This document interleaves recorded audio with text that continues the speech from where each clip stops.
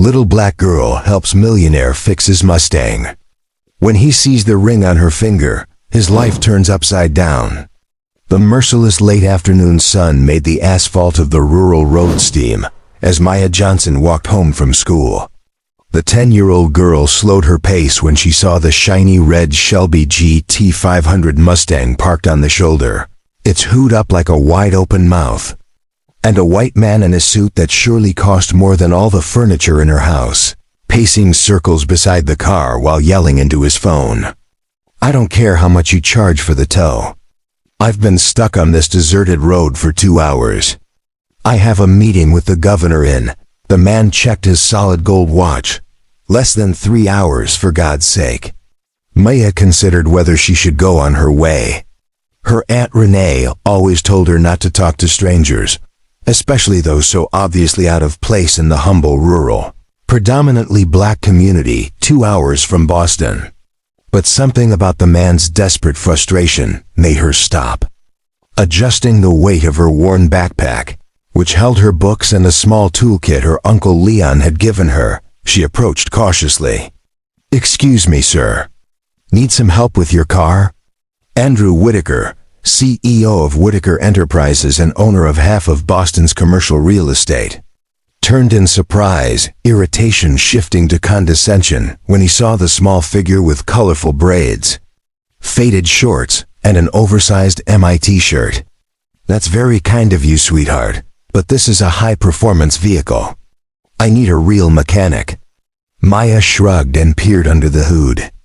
"My uncle has a garage and has been teaching me about cars since I learned to walk. I can at least take a look." Before Andrew could protest, she was already leaning over the engine. When he explained that the engine had overheated and died, Maya asked if he had smelled anything sweet, like syrup. Surprised, he admitted he had. She pointed to a small puddle under the car and explained the coolant leak. As she worked confidently, Andrew watched her with growing curiosity. Something about her seemed familiar. When he asked her name, she replied, "Maya Johnson," and shook his hand, grease-stained from the inspection. She opened her backpack and used a special tape to patch the radiator hose, explaining it would hold until he reached town, but that he needed to add water. As she brushed hair from her face, Andrew noticed the ring on her finger, a gold band with an emerald stone and a crescent-shaped imperfection he recognized instantly. It was the ring he had given 12 years ago to a little girl named Maya at an orphanage called Little Angels, days before it mysteriously closed. His voice trembled as he remarked that the ring was unusual.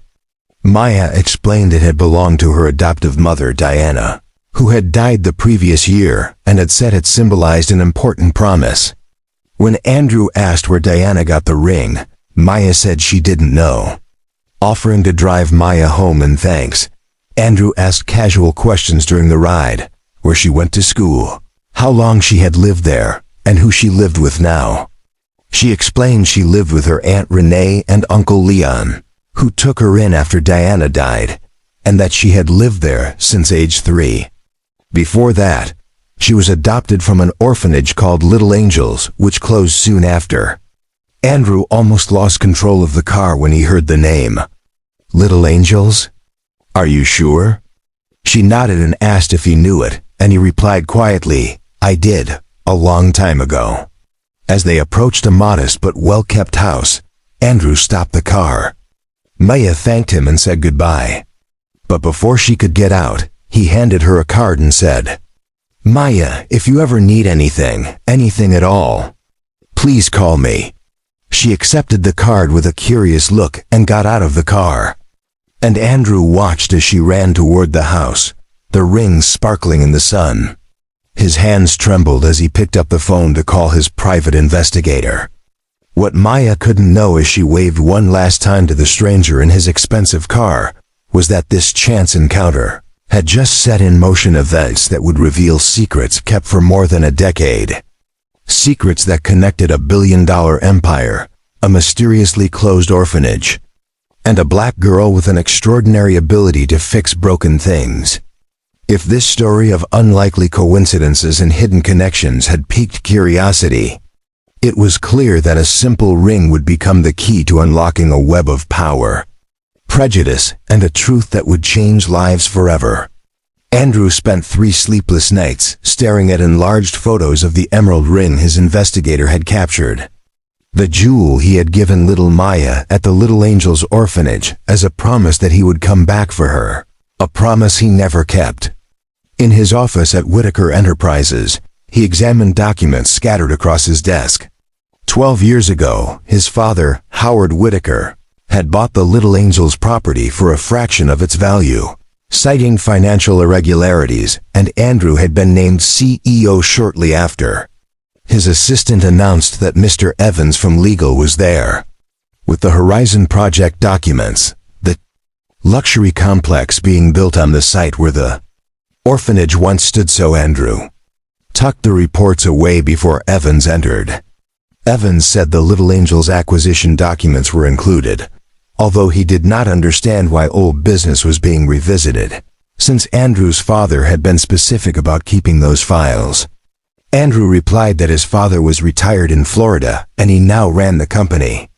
As he examined the documents, Andrew found suspicious bank transfers and, more disturbingly, a list of children who had been reallocated when the orphanage closed, with Maya Johnson's name circled in red and the note's special case.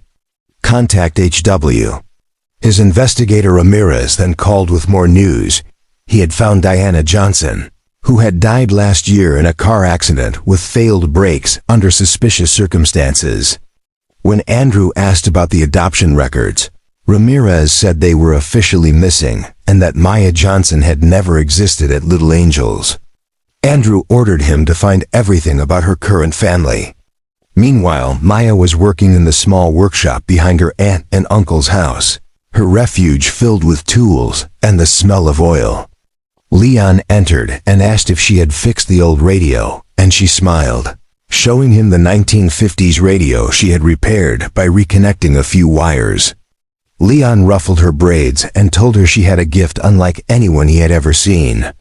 Maya twirled the ring on her finger and asked if her mother would be proud. Leon said Diana had been so proud she could have burst. Maya then mentioned the rich man whose car she had fixed and how he recognized her ring, showing them the card Andrew had given her. Leon froze and exchanged glances with Renee, who appeared tensely at the door. Renee reminded Maya of the promise they had made, to tell her the truth about Diana when she was older, and said the time had come.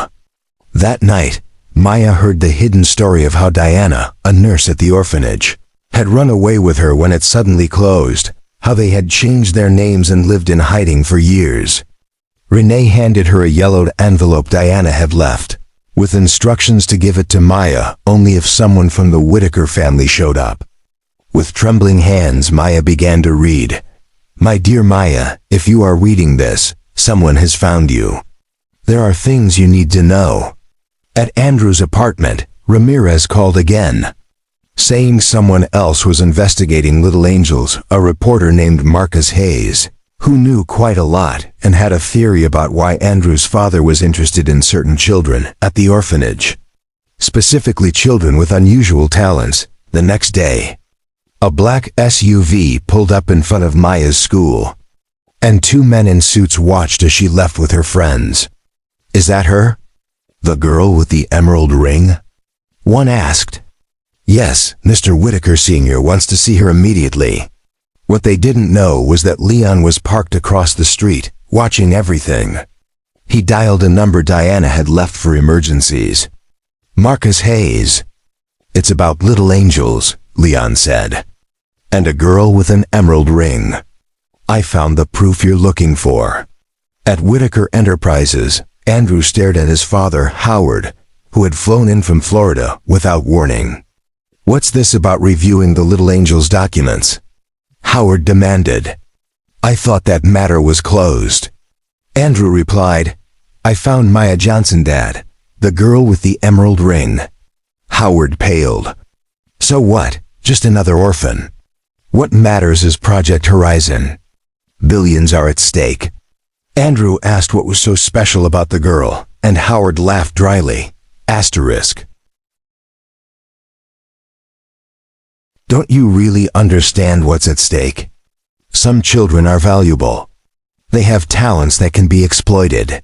She fixes things, Andrew said slowly.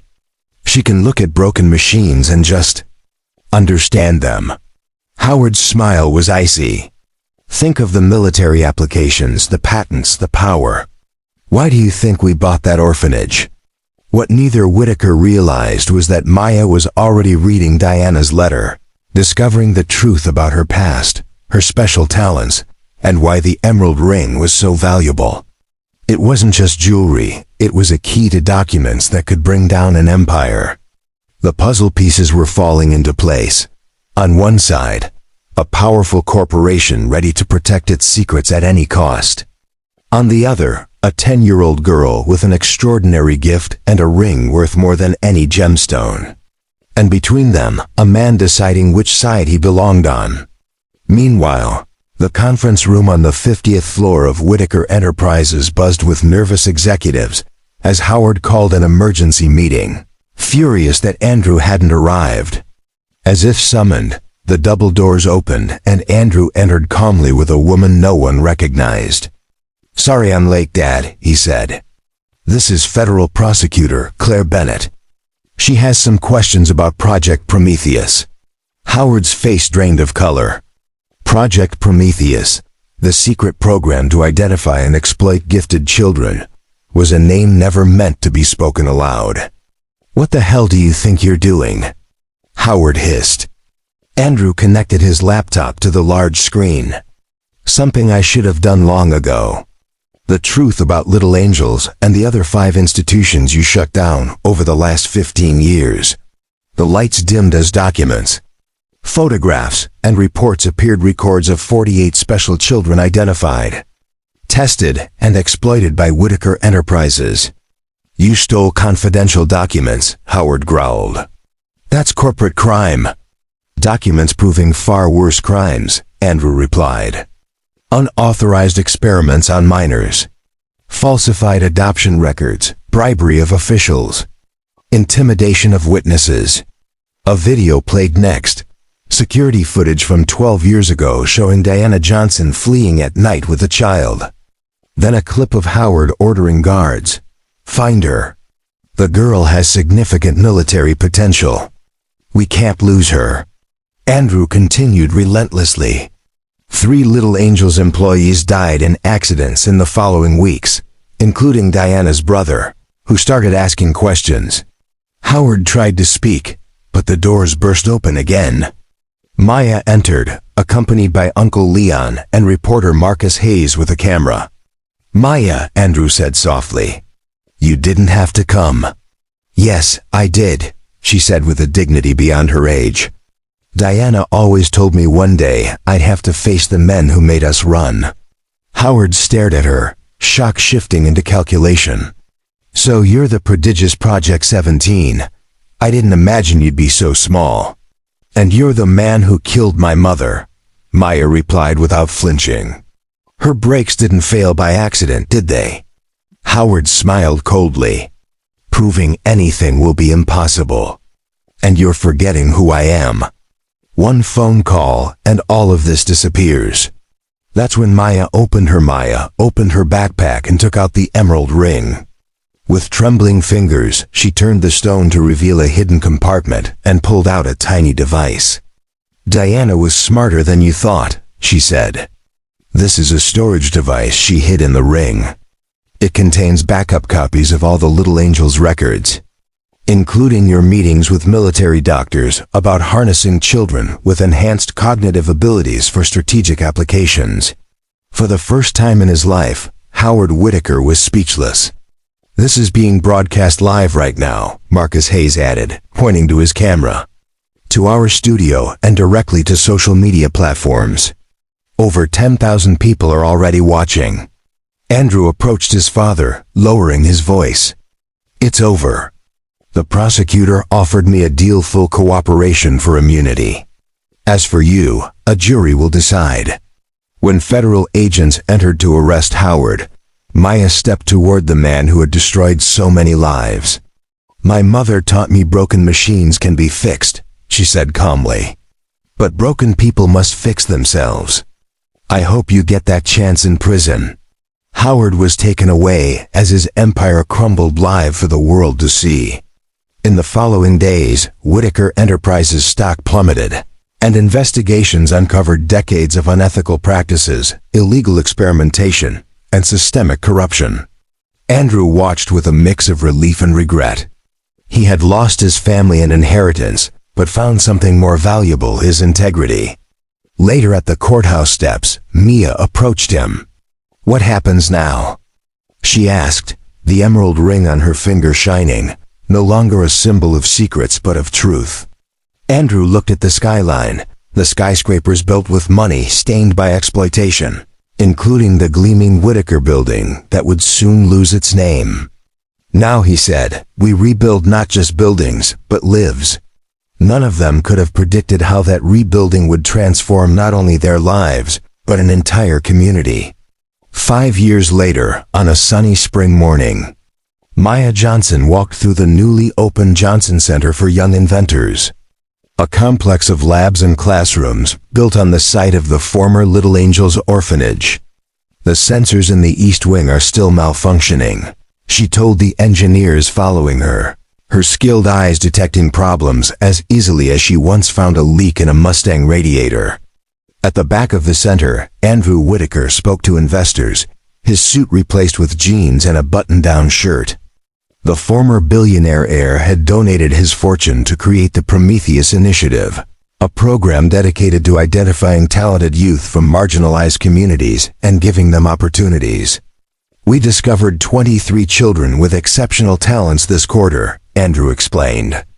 "Each receives a full scholarship and personalized mentoring. No contracts, no exploitation, no secrets." His transformation surprised many, especially former Whitaker executives. The man who once inherited an empire built on exploitation now dedicated his life to repairing damage and creating real opportunities. "Maya is about to publish her third patent," said Leon, head of the center's engineering program. "Harvard, MIT, and Stanford are already competing to recruit her." On the center's main wall, an exhibit displayed the entire story: photos of the orphanage, clippings of Whitaker Enterprises' downfall, and the headline that changed everything: "Whitaker Empire collapses after teenage revelations." Meanwhile, in a medium-security federal prison, Howard Whitaker stared at the walls of his cell. The tycoon who once controlled billions and manipulated lives now spent his days in confinement, abandoned by former allies, his fortune confiscated, and his name forever tarnished. "He refuses to participate in any rehabilitation program," a guard commented. "He still believes he'll get out of here and rebuild everything." The arrogance that had once been his trademark was now a sad caricature, an old man clinging to dreams of power that would never return. That night, the Johnson Center held its first major graduation ceremony. 12 young people from disadvantaged communities had completed the intensive 2-year program, each with job offers or college scholarships in hand. Maya, still too young to graduate but already recognized as a mentor by her older peers, took the stage to give a speech. "When I was 10, I fixed a stranger's car on the side of the road," she began, twirling the emerald ring on her finger, now a symbol not of secrets but of transformation. That small act of generosity exposed a web of exploitation, but it also paved the way for something new and better. Andrew watched from the back of the auditorium, his eyes watering. The girl who had destroyed his old world had, in truth, given him a purpose no fortune could buy. "My adoptive mother, Diana, used to say that broken machines can be fixed, but broken systems need to be redesigned from the ground up," Maya continued. "That's what we're doing here, not just fixing what was wrong, but building something entirely new." The next day, Maya received an unexpected letter from Victoria Whitaker, Howard's daughter, who had renounced her family name after the scandal and now worked as a federal prosecutor. "We found 5 more orphanages with programs similar to Little Angels," the letter read. Thanks to your testimony and the evidence you gathered, we've been able to identify and protect 37 more children. Some have talents like yours. When you're ready, they'd love to meet you." As Maya read the letter to Andrew, Uncle Leon, and Aunt Renee, a sense of closure settled in the air. What had begun with a chance encounter on the side of the road had grown into a quiet revolution, transforming not only their lives but an entire system built on exploiting the vulnerable. "You know what's ironic?" Andrew said. "Howard always said he was building a legacy. And he did, just not the way he imagined." Maya looked out the window at the children playing in the center's gardens, free from the manipulation that had nearly shaped her own destiny. "Real power was never in buildings or bank accounts," she replied. "It was in the ability to make a difference in other people's lives." That evening, as the sun set over the Johnson Center, a new sign was unveiled at the entrance. "Every talent deserves to flourish. Every child deserves freedom." It was a promise for the future built on the ashes of a past they refused to repeat. If this story of justice, resilience, and transformation touched your heart, be sure to subscribe to the channel for more stories about how small acts of courage can change entire systems, and how true reparation isn't just about punishing evil, but about building something better in its place.